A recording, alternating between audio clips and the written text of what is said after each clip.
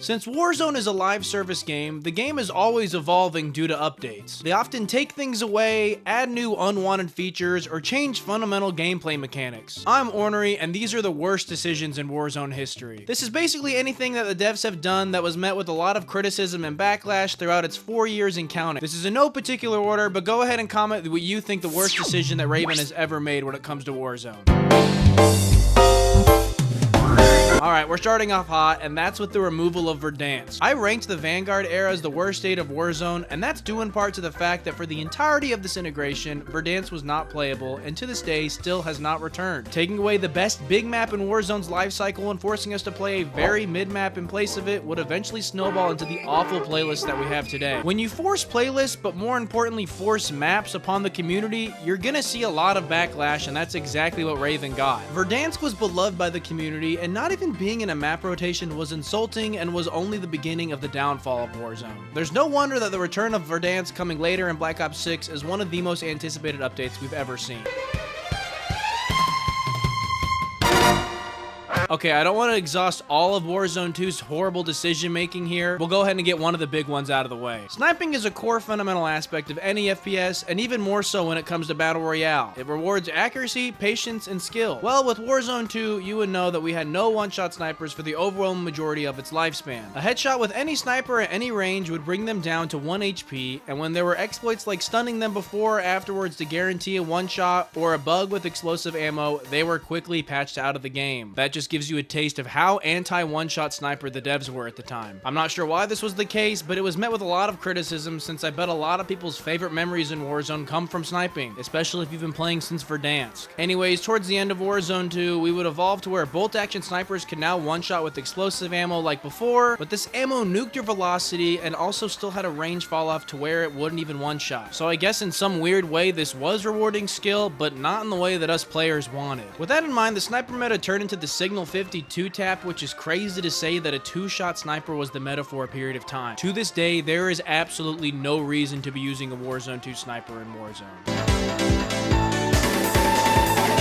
I'll be real here, I think Fortune's Keep is a very underrated map and gets a lot of unnecessary hate. I'll even say that it plays well in Warzone 3. However, the crater they decided to add when it was brought back was one of the weirdest changes we've seen to a map, and I think it's for the worse. The main reason I think so is because now it's much harder to regain after dying because you have a significant smaller area of viable places to land, especially in the endgame where this sector of the map could easily be a part of one of the later circles. Just a personal preference, but I think I'm not alone in saying that I was not a fan of this change.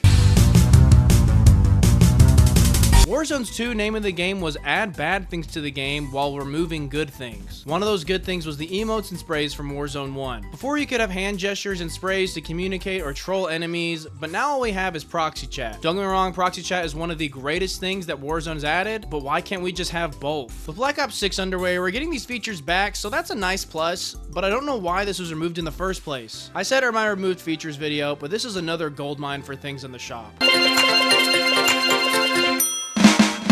I think most people would say that Vondal is a decent map at least, and probably a high point for a lot of people when it comes to Warzone 2. However, the one aspect about this map that everyone can agree on is the random fog event that can happen in-game that makes things very difficult to see. In an already not so vibrant and ugly game, this just adds more clutter and less of a skill gap that Warzone needed very badly at the time, and still does to this day. I guess this could sort of incentivize using the thermal optics, but thermals were absolutely trash during this state of Warzone, and I'm not opposed to variants of maps. I think Rebirth's night variant doesn't really do any harm, but then the fog on Vondal is one of the worst things they've ever added to the game.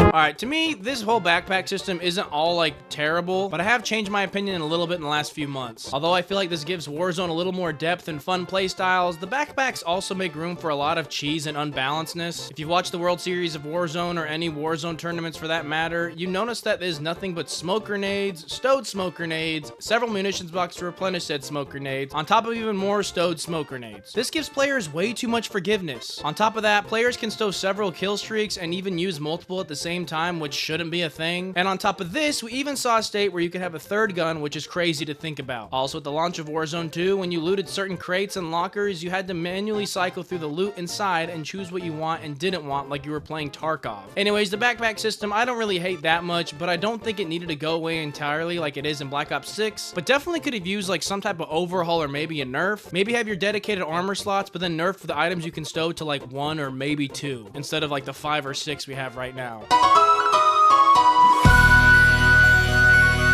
Similar to the Vondal fog, the heavy armor was an in-game event that would happen randomly at the beginning of a match and give every player an extra armor slot, boosting the maximum potential overall health to every player in the lobby. Now, I say was because I don't even think this is in the game anymore. That's like how bad this was. And all I have to say is good riddance. This just made the TTK longer and made it so that normal one-shot snipers wouldn't one-shot anymore, which is also really stupid. Like, I'm pretty sure a Cat AMR point-blank headshot still would not down someone. This is something that just doesn't belong in the public playlists and is a perfect thing to test out in the preview playlist that Raven hates to use, even though it's perfect for these kind of experimental changes. I'm not sure what the odds were of this occurring, but all I know is that it was way too high because I definitely got into consecutive games where heavy armor would happen. No, thank you. It's crazy to think that for a considerable amount of time, Warzone Caldera was still playable alongside Warzone 2. Anyways, I know that I've given Caldera a lot of crap, and like I said before, I think that's because it was forced on us, but I think it may be more of a we didn't know what we had until it was gone situation as well. Just like with Caldera in the first place, now being forced to play Warzone 2 was just a terrible look.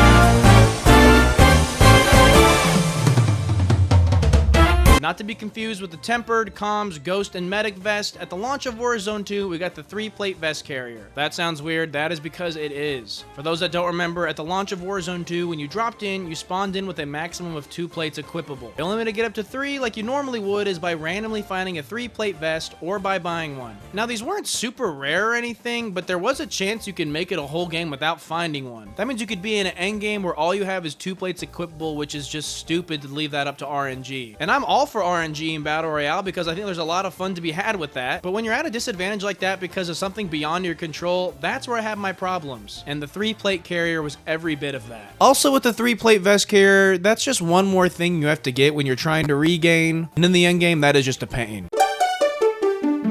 I honestly completely forgot about the loadout overhaul with Warzone 2, but this was yet another awful feature. Instead of being able to buy a loadout like normal, there were now 2 other ways of getting a loadout. The first was the natural loadout at the beginning and end of the endgame, but these also function way differently now. There would be several scattered across the map like normal, but instead of each team having a dedicated one, any team could use any loadout at any time. This now made getting your loadout that much harder, especially when you can't buy it. And the only other way to get your loadout was by doing a stronghold. And for those that don't remember, a strongout was an AI guarded outpost that once you cleared would give you and your team a loadout. Strongholds are still on Urzikstan today, but are not essential to getting a loadout, which is fine by me. But I'll go ahead and sprinkle in pretty much any and all AI in Warzone while I'm here. I'm not opposed to them existing, but in Warzone 2, it was on another level. It would seriously shoot you if you stepped in their line of sight even just for 1 second. It was awful.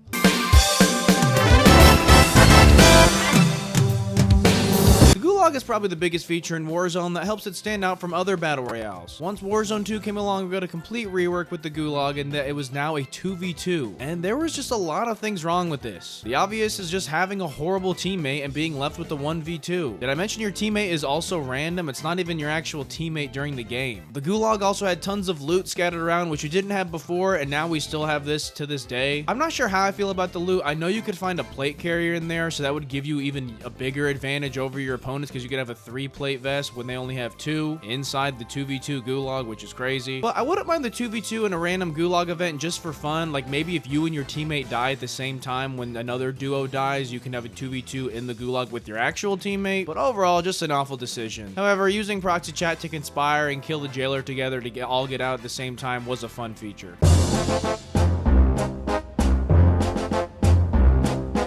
Now, I said this list wasn't in any particular order, but if you had to choose one core change that ruined Warzone and its whole entire live service career, I guarantee it was the Warzone 2 movement nerfs. Don't get me wrong, the laundry list of issues that came along with Warzone 2 were awful, but this is the one change that dictated almost the entire game. No slide canceling, stims do nothing, and overall not fluid whatsoever. This aspect was the main component for Warzone 2's failure, and I think we are still rebuilding from this state of Warzone. It's another one of those things where you just have to ask the devs, what on earth were you even thinking. If it's not broken, why try and fix it? But those are the worst decisions in Warzone history. Let me know if there's something that should have been on this list that I didn't mention, and comment the change that ruined Warzone as well. If you want to hear me talk about the entire history of scandals and controversies, snipers, shotguns, or the entire meta history, click on screen now. Join my Discord if you're feeling crazy, and if you liked, leave a like. If you didn't, leave a dislike, and thank you so much for watching.